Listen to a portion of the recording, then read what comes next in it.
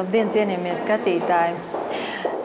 Gribu pastāstīt jums, ka jau no maija atsāks kursēt transports uz Draudzes kapiem.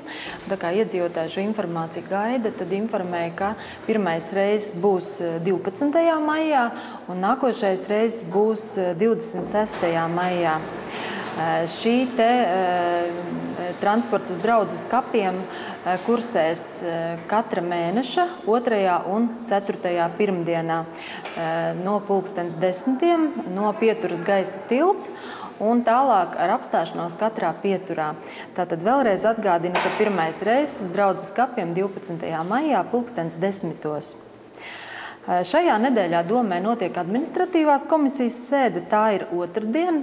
Savukārt jau šīs nedēļas nogalē Māmiņu diena, un tās gaidās Turku pagastā Sajieta namā.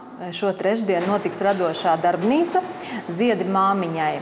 Tās sākums 16:00. Savukārt ceturtdien atkal būs gadskārtējā iespēja bez maksas nokārtot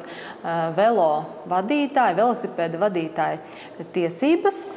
To piedāvā Līvānu novada doma sadarbībā ar CSDD, un tāpēc aicinām 8. maijā no 2:00 līdz 5:00 ierasties Līvānu inženiertehnoloģiju un inovāciju centrā. Velo testus jūs varat atrast CSDD mājaslapā, tā ka aicinām izmantot šo te iespēju. Tāpat ceturtdienas vakarā Līvānu kultūras centrā būs romanču vakars. Aicinām skatītājus. Koncertēs Jurijs Cihomirovs, viņš ir Rīgas bardu kluba dibinātājs, un šī te koncerta sākums 19:00 kultūras centrā. Šo piektdienu kvartālā Jaunatnes iniciatīvu centrā Lāčplēša ielā notiks Jaunatnes olimpiāde. Un visi sporta laukumi būs jauniešu rīcībā, un tātad šo sacensību sākums 14:00 piektdien. Sestdien Līvānu kultūras centrā visi tiek aicināti uz koncertu. Ne visu var izstāstīt, izdziedāt un izdejot. Šajā koncertā piedalīsies gan dziedošā Baumaņu ģimene no Aizkraukles, gan arī mūsu pašu novada deju kolektīvs Dubnava.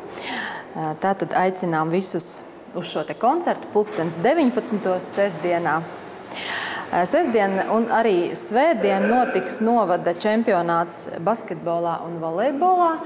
Sacensības pirmās vidusskolas sporta zālē un sākums 10:00. Savukārt svētdien, kā jau minēju, ir mātes diena, un arī domas vārdā sveicu visas māmiņas, kas audzina bērnus, gan lielus, gan mazus. Un šajā dienā māsu un brāļu sadziedāšanās Jersikas tautas namā. Uz šo te koncertu mēs aicinām 15:00. Īpašie viesi būs arī igauņu ģimene, bet paši galvenie dziedātāji mūsu novada iedzīvotāji brāļi un māsas. Un vēl šajā dienā, 11. maijā, pēc dievkalpojuma Katoļu baznīcā, notiks arī mātes dienai veltīts koncerts, kurā koncertēs bērnu vokālie ansambļi un arī Katoļu baznīcas draudzes koris. Un vēl aicinu no sestdienas uz amatniecības centru, kur tiks atklāta Agras Rītiņas gleznu izstāde Pļava ar tādu vasarīgu nosaukumu. Un atgādināšu arī to, ka nākamā sestdien, 17. maijā, notiek muzeja nakts. Un gatavojoties šim pasākumam, amatniecības centrs aicina visus, kuriem ir mājās dzintara rotas, tās uzticēt uz izstādes laiku mūsu amatniecības centram. To jūs varat izdarīt, aiznesot rotas līdz 14. maijam, tātad savus dzintara izstrādājumus uz amatniecības centru, jo no 17. maija būs skatām arī dzintara izstāde. Un kāpēc tieši dzintara? Tāpēc, ka šogad muzeja nakts devīze ir saistīta ar dzintaru. Tas arī viss šajā nedēļā. Es jums vēlu siltāku šo te nedēļu nekā aizvadītos svētkus, un tiksimies jaunedēļ.